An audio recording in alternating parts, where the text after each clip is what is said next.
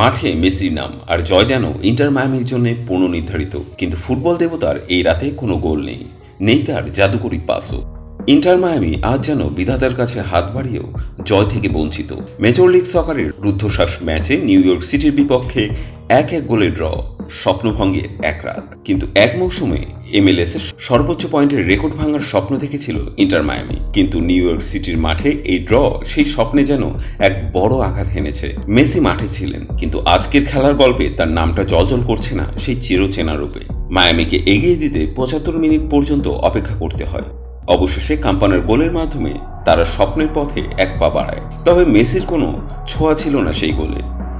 Jordi আলবার pass থেকে করা Leonardo কাম্পানার সেই গোল যেন নতুন স্বপ্নের জ্বালা জ্বালিয়ে দিয়েছিল মায়ামির সমর্থকদের মনে।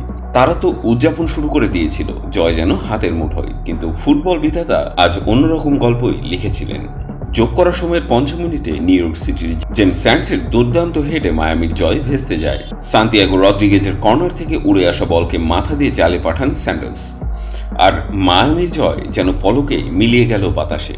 মায়ামির পয়েন্ট এখন 30 ম্যাচে 64। রেকর্ড ভাঙার জন্য তাদের হাতে আছে 4টি ম্যাচ, এখনও সুযোগ আছে। রেকর্ড ভাঙার জন্য প্রয়োজন মাত্র 10 পয়েন্ট। কিন্তু আজকের ড্র সেই স্বপ্নযাত্রায় এক বিশাল বাধা হয়ে দাঁড়ালো।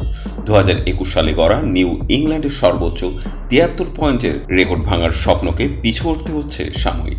তবু মেসির মায়ামি থামবে না। সামনে পড়ে থাকা 4 ম্যাচ যেন এক রুদ্ধশ্বাস যুদ্ধ, যেখানে জয়ই হবে একমাত্র লক্ষ্য।